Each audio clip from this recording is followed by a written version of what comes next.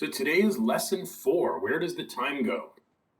So I see on D2L, I've gotten 33 submissions for lab 1 out of 41. So not a bad number, not great. So I'm still missing 8 submissions. If you are one of the 8 people who haven't submitted your lab 1, please make sure you submit by midnight tonight for a maximum grade of 80%. These are relatively easy marks, and it's a chance for you to practice with reading data.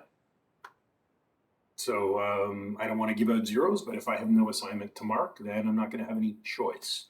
Please make sure you do submit by tonight to get some marks. Some marks definitely better than no marks. So today we are going to go over assignment 1, which we'll do in a moment. And then we're going to implement input validation in both our client and our server. Yes, that's fine, Michael. I'll get rid of the second one. Not sure why that is. And then we were going to do a little review of Git and GitHub. Some of you probably worked with it before, but we're going to look at getting our PHP Tune site uploaded to GitHub. So we're going to do all those things. So assignment 1, which you can now find in the assignments tab, should be available. Oh yeah, I see. Okay. I will fix that. Sorry, that one shouldn't have been visible. So assignment 1 is here, and we will go over the instructions and I'll answer any questions. Okay. So assignment 1 is basically summarizing. Hello, Raj. Yeah, I'll get rid of the doubles. Thanks, Michael, for pointing that out.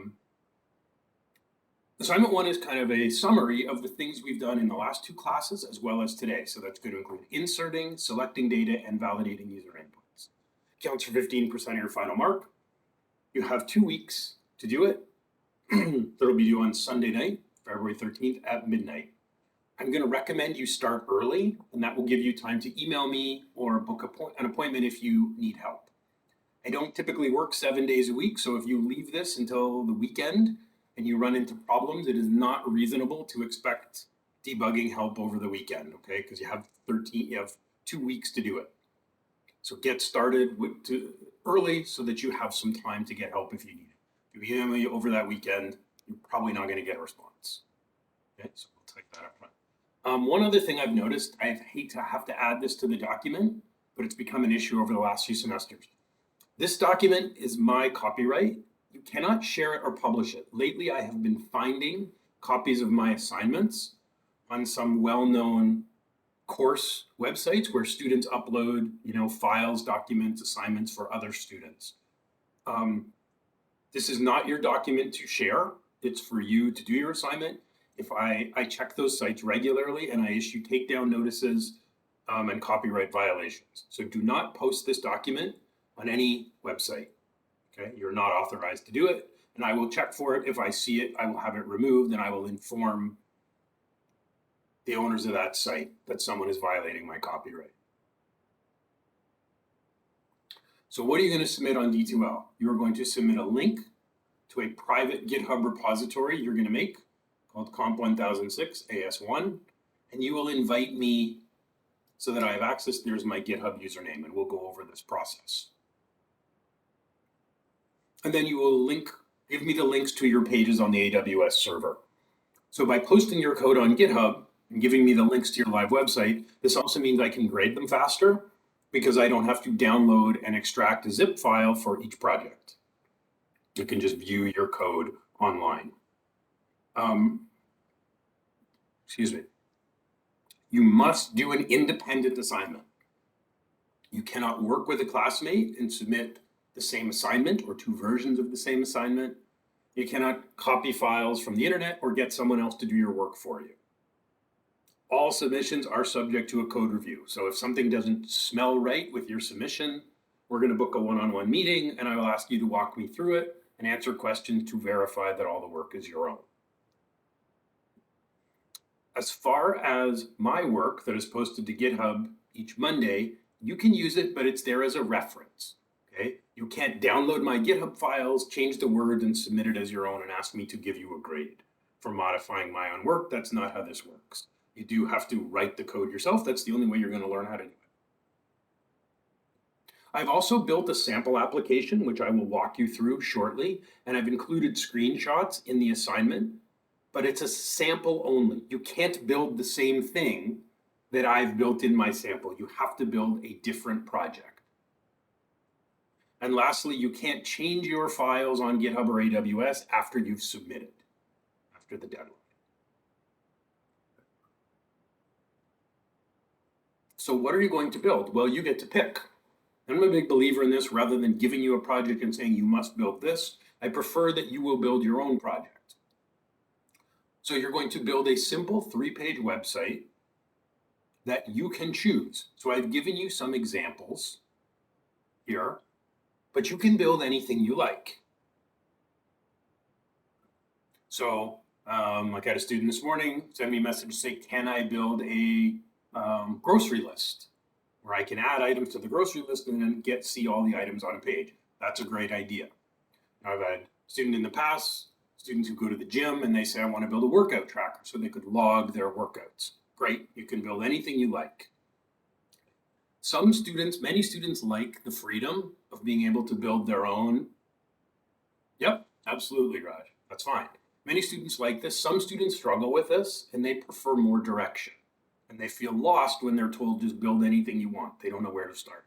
If that's you, if you have no idea what to build, please send me an email and we'll have a conversation around it. And I will help you try to pick a subject for your website. So last semester I had an international student who was struggling with this. And he emailed me and it turns out that he's a musician. He plays the guitar. So he built a site to show to keep track of all of the songs he was learning, for example. And he was happy about that. He put a lot of effort in. He did a great job. Okay. So I will help you. Email me if you don't know where to start. So I built one. I'll show you a little sample of what I'm looking for. So here is a 3-page site. So I built this little site. So one of my pages is much like Lab 1. It displays an HTML table. So I have a players table. Again, you cannot copy this exact version. This is mine. You got to make something different. And then I have a form where I could add a new player. There's also validation in my form. So if I leave it blank, I cannot submit. So now I want to add somebody.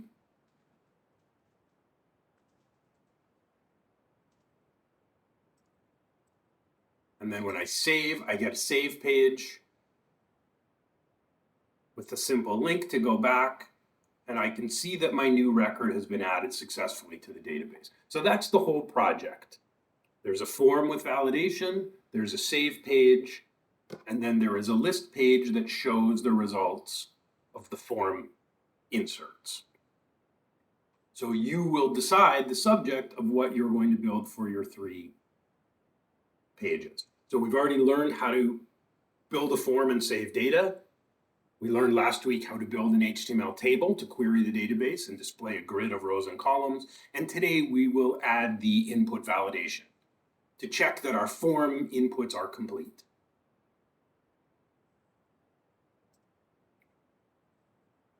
So you will need to use your existing database. You don't have permissions on the AWS server. We don't have permissions to create new databases. So you're going to use the same database that you're using for your PHP tunes.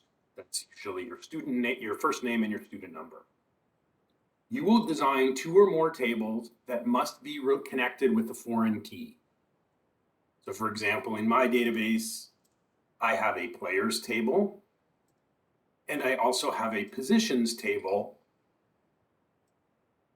And every player has a position ID as a foreign key. So they're linked in this parent-child or one-to-many relationship. So you will have to figure out what 2 tables you'll use. So the parent table is going to be used to fill a drop-down list. So for example, if you're building a grocery list, you might have a category like produce, dairy, meat, and a foods table. And each food would get a category ID, for example. Much like in our music library, we have a genre and it's linked to an artist. You'll build a form, and your form has to include a drop-down that comes from that parent table. Just like I've used the positions table to fill my drop-down, or we used our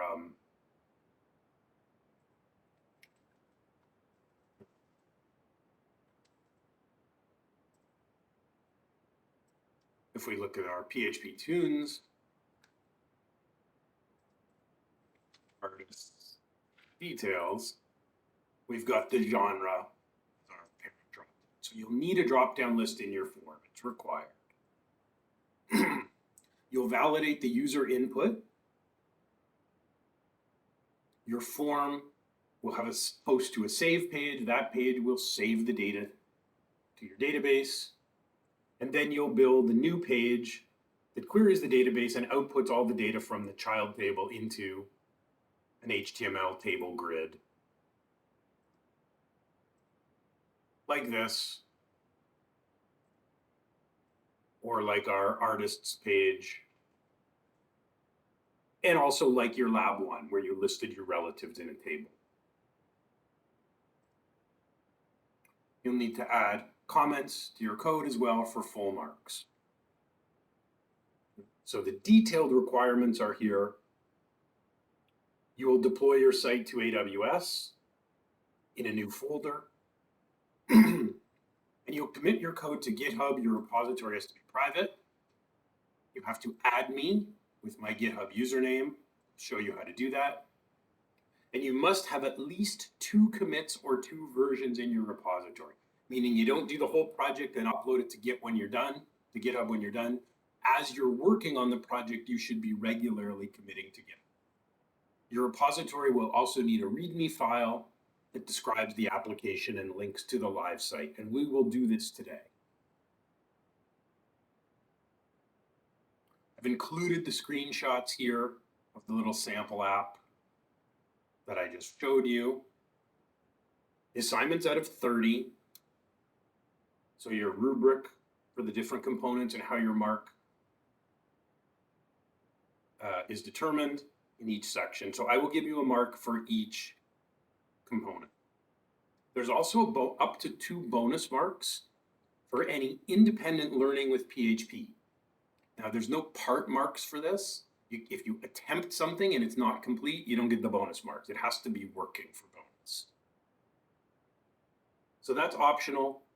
This is not for, JavaScript, CSS, HTML. It's for additional PHP functionality that we haven't done in class, that you learn on your own and integrate into the site.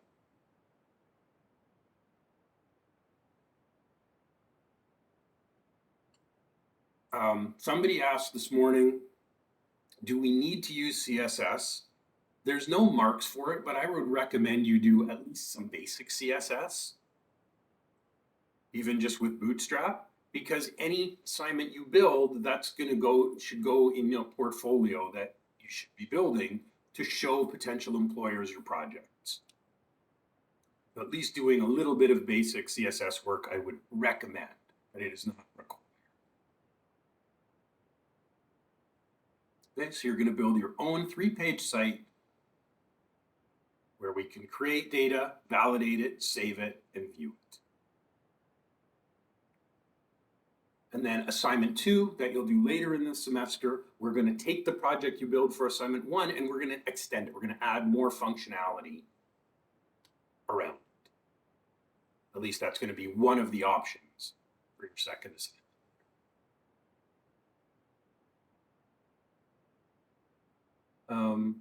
Are there any questions about the requirements?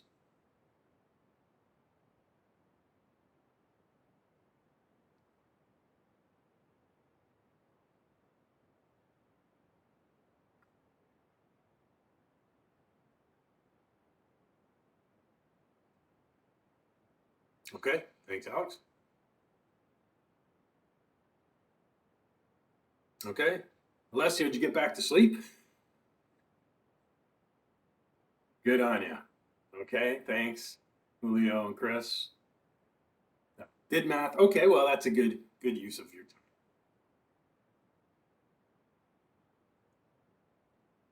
Alessio got up early to join us for my 8 o'clock class. All right, 8 o'clock class this morning. I got a head start on his math.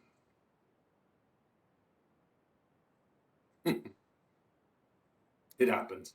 Okay, I will leave the assignment document open in case you do have questions or we need to refer back to it or anything else. Yes, extra dedicated, absolutely. Okay, so let's open up our PHP tunes. So I'm going to open up XAMPP. I want to start my Apache web server. I want to connect to the VPN so we can use our database on AWS and later upload our files. So I'll right-click my Open VPN and connect. And then I'm going to open up my project in VS Code.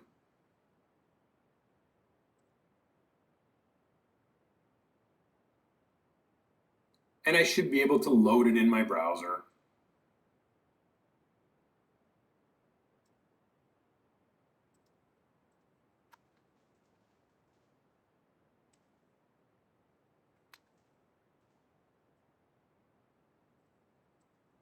So I can load the site. For example, if I want to go and view artists.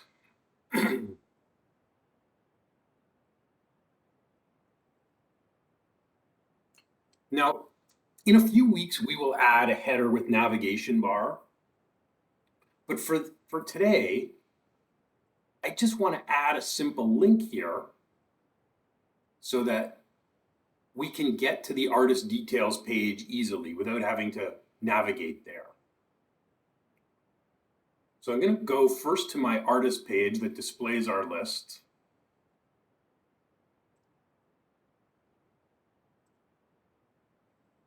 So here's our artist page we built last week. On line 10, I've got this H1 tag with this heading above our table. I'm just going to add a simple link here.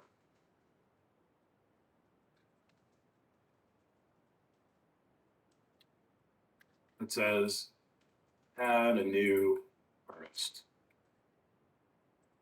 So I'm going to put that in between, underneath my heading, but above my table. So when we're looking at the list of artists, we now have the ability to click a link, and that'll jump us over to our form where we could add a new artist.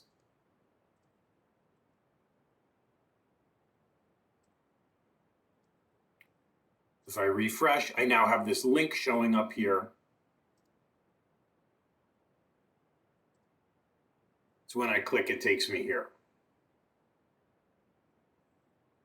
Again, we'll add a shared header with the nav bar. We'll do this in a few weeks. So that'll make navigating easy.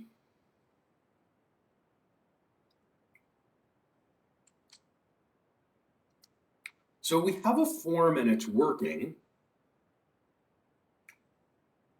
but our form's not really complete.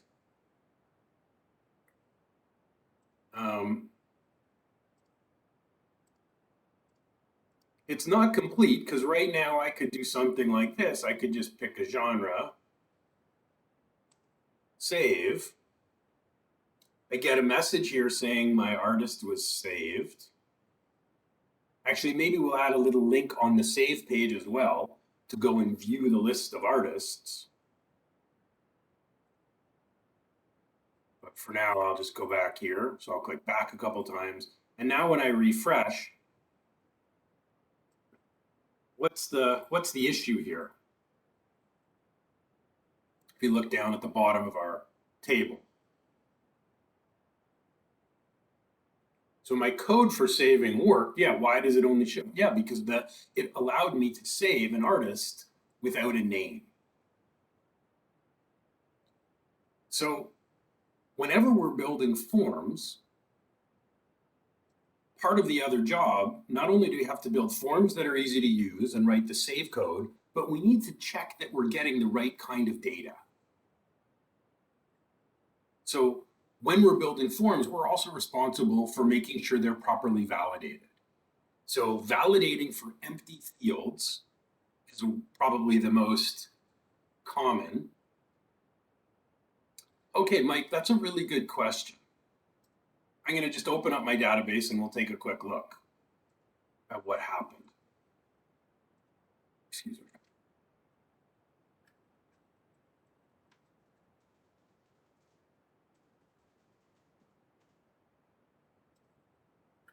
So let's look at the movies table.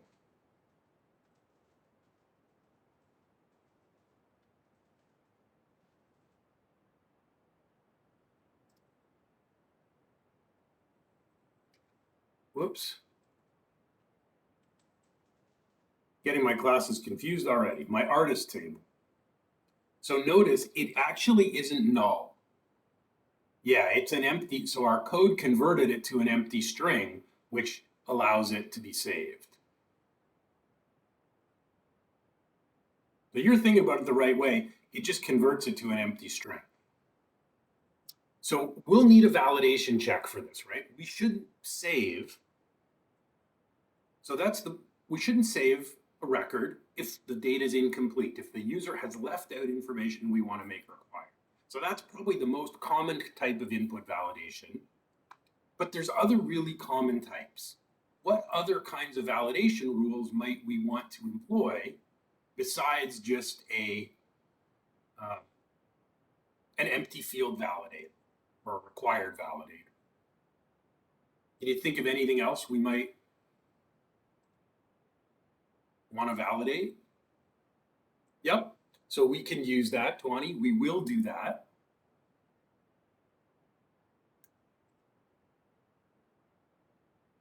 Yeah. So for example, the length of an input, like a phone number. Yep. Yeah. Formats. So things like numbers or strings. So we look at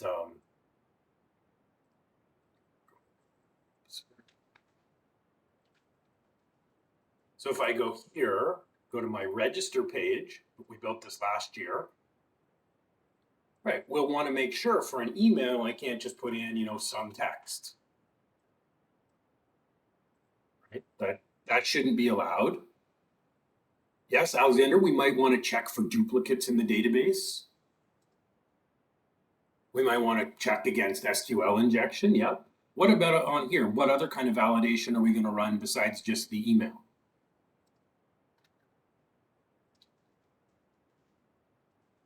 Yeah, we may want to do a compare validator that ensures that they're the same, or also password requirements. Yep, all these things are common. I mean, we're used to them as end users, but we're going to need these to run these kinds of validations on our code to prevent getting garbage inputs from our users. So we have to think about what the rules are for each form that we build, and then we have to add the code to validate them. So there's a few validation rules, and it's critical that we do validation both in HTML, as Tuani said, in our form with HTML attributes. We also need to validate on our save page in server-side script, and we'll look at why in a minute. So let's start with our artist details. Let's say we want to ensure that the name is required. So we'll start there. So I'm going to open my artist details. And on line 15, I've got my input, my text box for name. Tawani suggested we can just add the required attribute here. And this should prevent me from submitting my form without entering any value in the name input. Right? We saw I just created an artist with no name. This should prevent me from being able to do that again.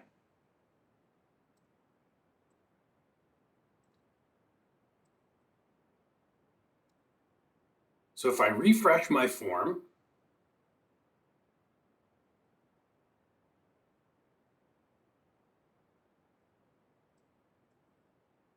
it's not hanging all of a sudden, and I don't know why.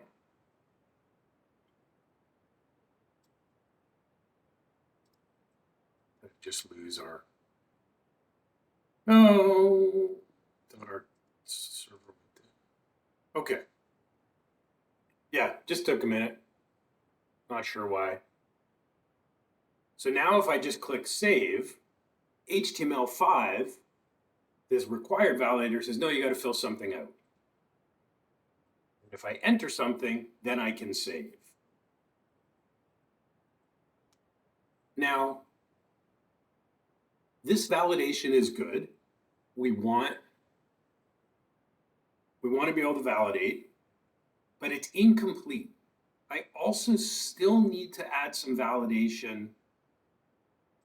Yeah, I think it's the connection to the database. That's what it's.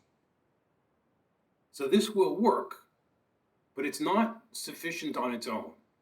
I also want to add some validation in my Save Artist page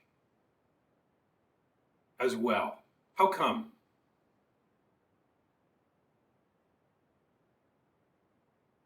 Yeah, I'll just check my connection.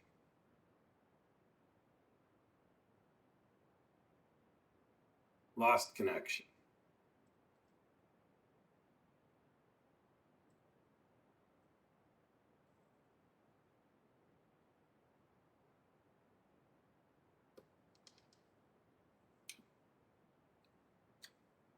Okay, I will.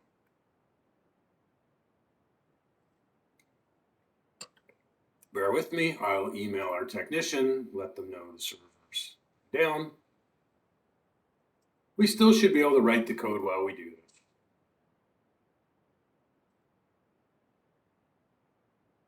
Yeah, it looks like our connection has dropped.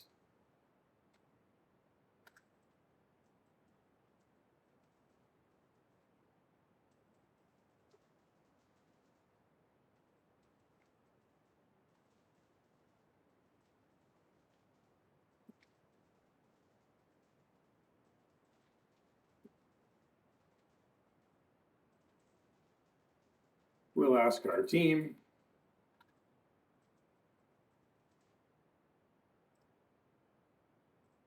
Hopefully it'll be back. I know sometimes it reboots and does take a few minutes.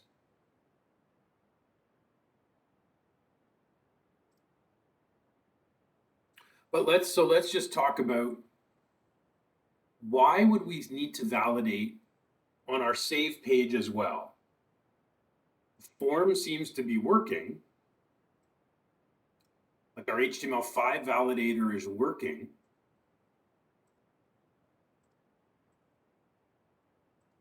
So if this is working, why do we also need to validate in the save page?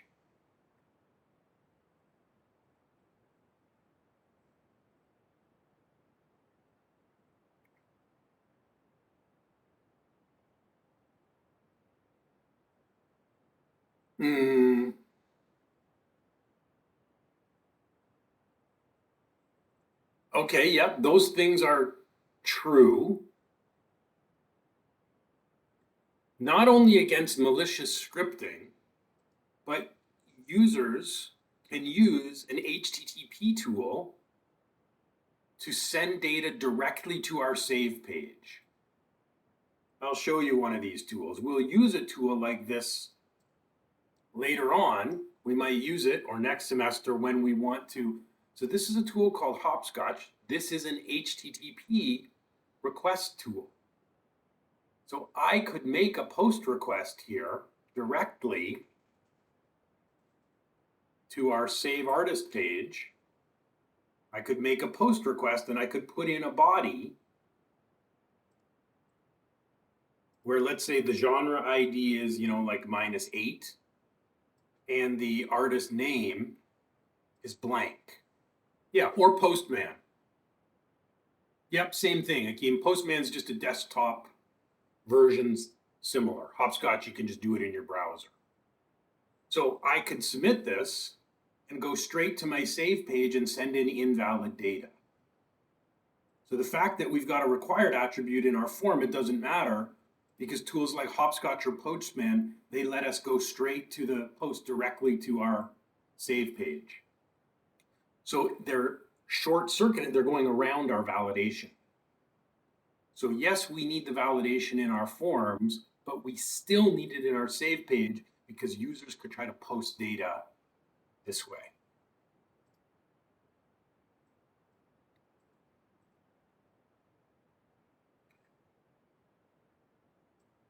So we also want to write a script in here.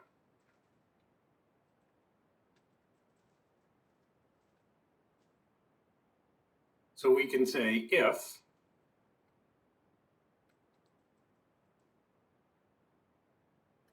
if our name field, we can also trim it. So if we trim, we get rid of any space of leading or trailing spaces in the name. But if that's empty, what should we do? So we have what should happen if the user posts to the page and the name value is empty.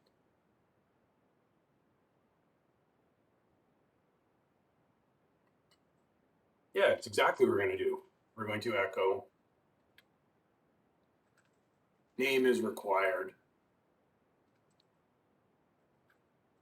And I'll put it in a line break here. We also want to check genre ID.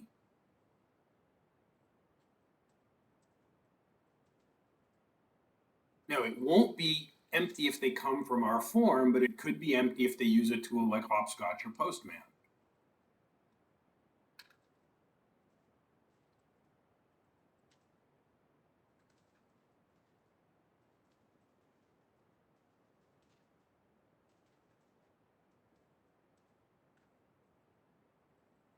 Now, we should add another validation rule around genre ID.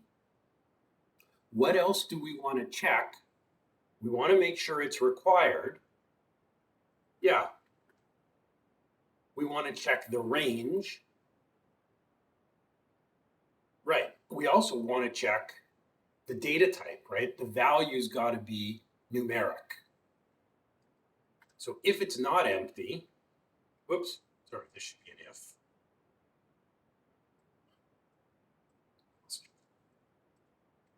So if it's empty, we'll print a message saying it's empty. But if it's not empty, we'll say if not is numeric, the built-in PHP function,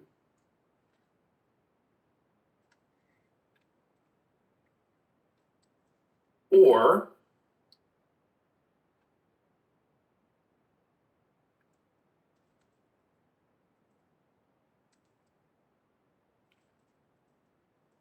so it has to be numeric, and it also has to be 1 or greater.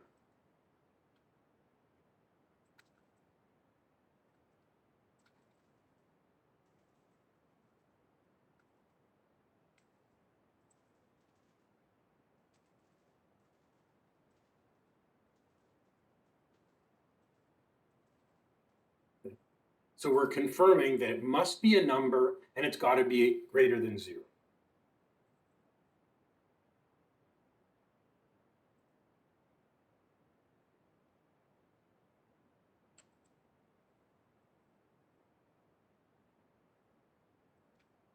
Let's try.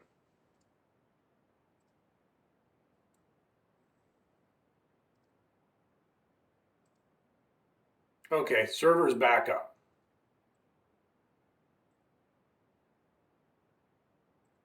I believe it's slow, but should be back up. Nope. Oh, okay, now it's back. So now I can use hopscotch and post with an empty name and genre ID of -8. And now I get name is required and genre must be greater than 0. Now I still get an error because now I get an integrity constraint. It still tries to save. So we've got to add a little more code here. What's missing from our save page now? My validation messages showed up.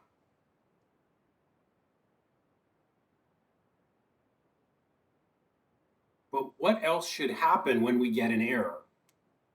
I'm printing the right messages to the screen, but something's missing. Yeah, exactly, Mike. We want to skip this code. So this code should only execute if there are no errors. So how could we easily track whether or not we should run our connection and save or not? Yeah, we want to use a flag. Exactly. So I'll create a variable called OK, and I'll initialize it to true.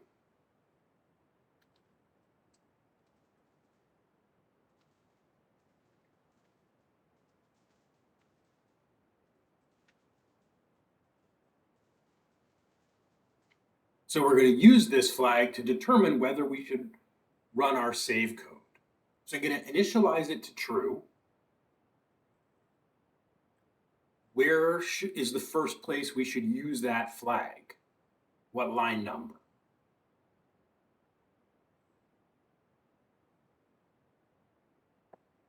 Yeah, after 16 on 17, if name is empty and we print an error message, got it. We're going to toggle it to false.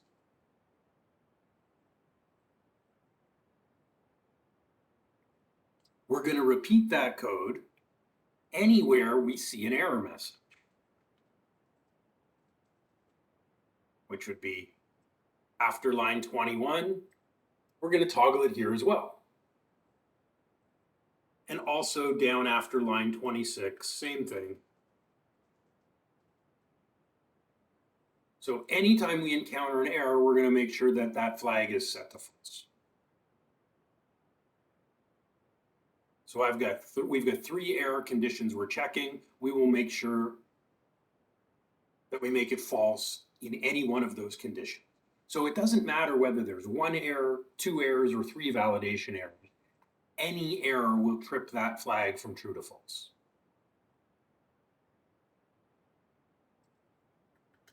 And now we want to evaluate the flag.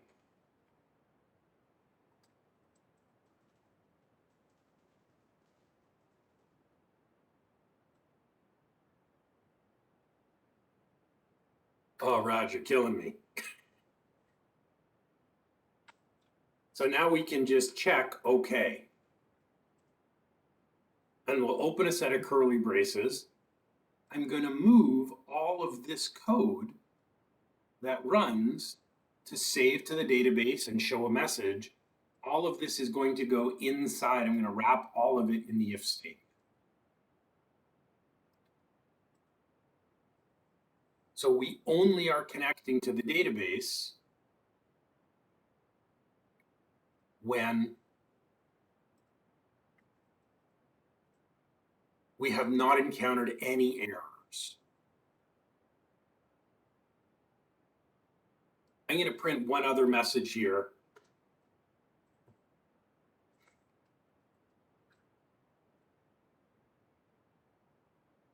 I'll put a line break here. And I'll put in a link. I'll put this in single quotes.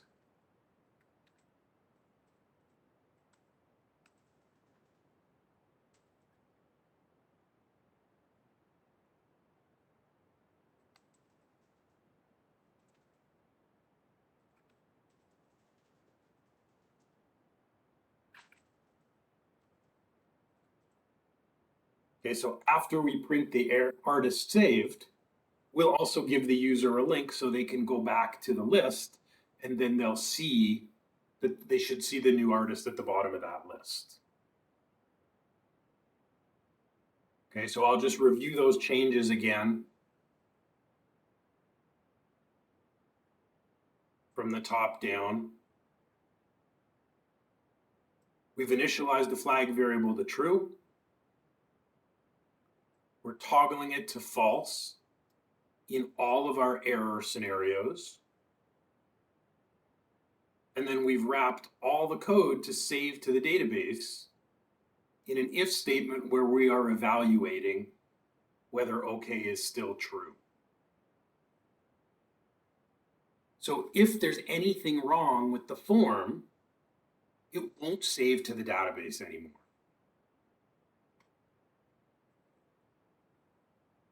Yeah, I know it.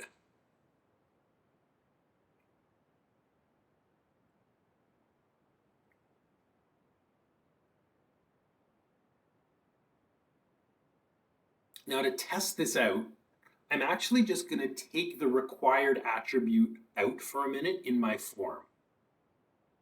We'll put it back, but I'm just going to remove it just for now so there's no validation in the form. All the validation's on the save page.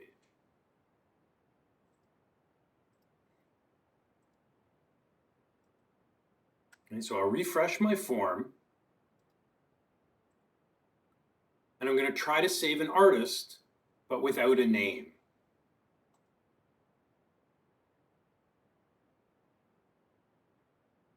Now it says name is required. I don't think I saved my changes here. Oops. I had unsaved changes. I'll go back, try again. So now I get name is required and it doesn't say artist saved. So now if I want to complete this,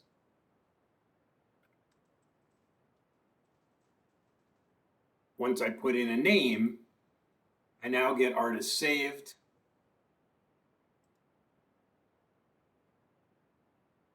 And I get my new record showing up. So now that I know the validation's working on the save page, I can put my required attribute back here. And then there's one other thing we'll have to deal with.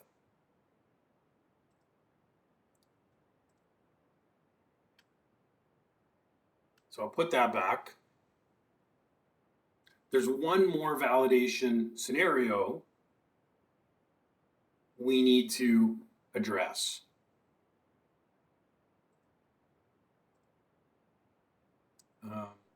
And that's this one. So I'm going to refresh my page.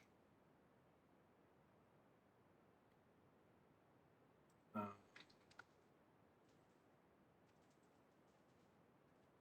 going to go grab a big block of text.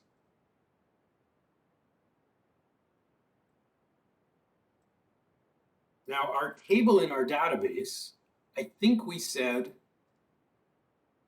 yeah, the artist table, it allows up to 100 characters. But what will happen if I grab this text, which is quite a bit more than 100 characters, if I try to save now, we get this. Our data is too long because the name column only allows 100 characters. So we should also be validating this, right? Our required field attribute, our required validation isn't enough. It's still possible for someone to crash our page this way. So again, we want to validate both in our form and on our save page. What attribute could we add here to ensure we don't get more than 100 characters entered in the form?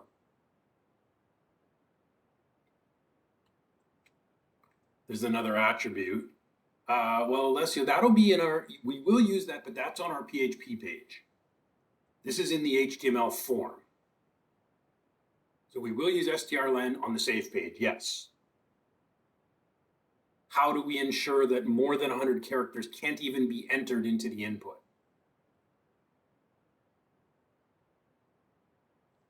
Got it. We can set max length to 100. So this should prevent more than 100 characters even being submitted. So I'm going to add that max length attribute.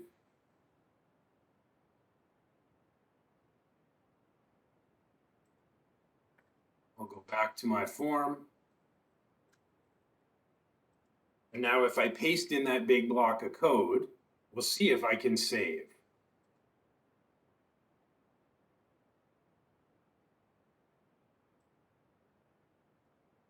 So in this case, with that max length, it just truncates it.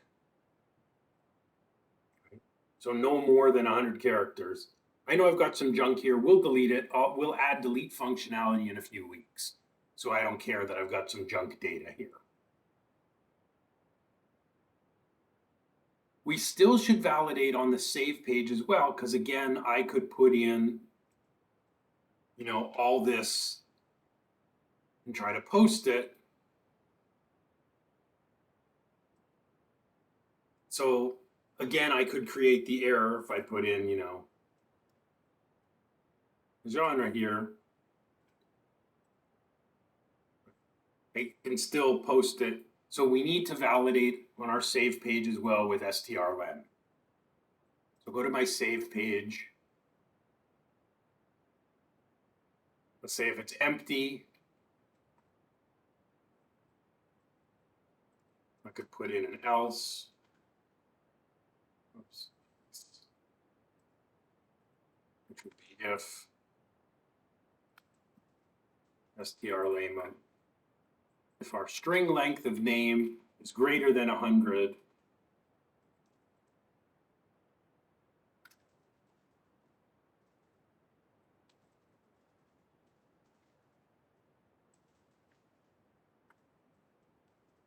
and again, we'll toggle our flag to false. So if it's not empty, then we can check the length. Yes. Spaces do count. Good question.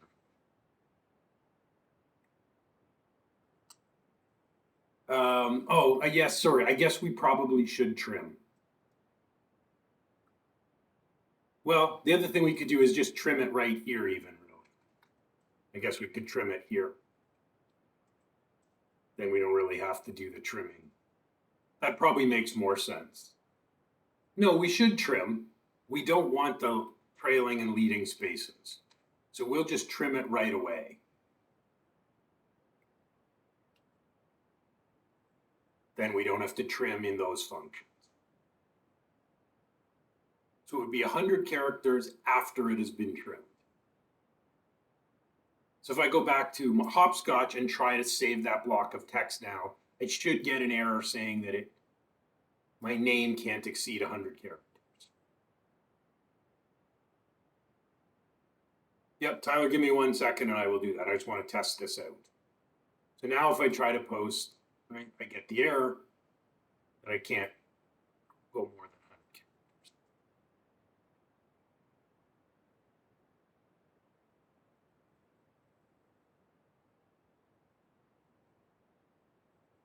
So I will upload all my code to GitHub.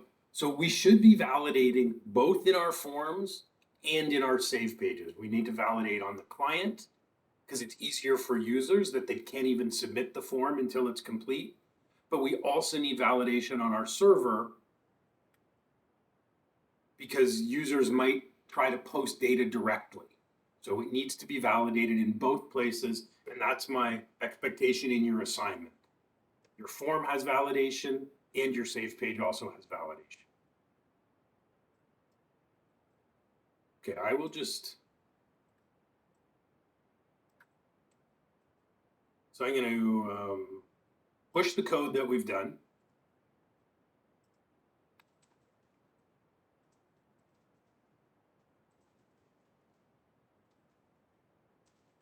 input validation.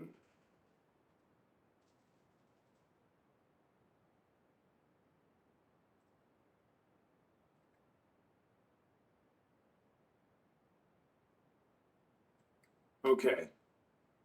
I'm also just going to quickly upload my files to AWS so it's up to date.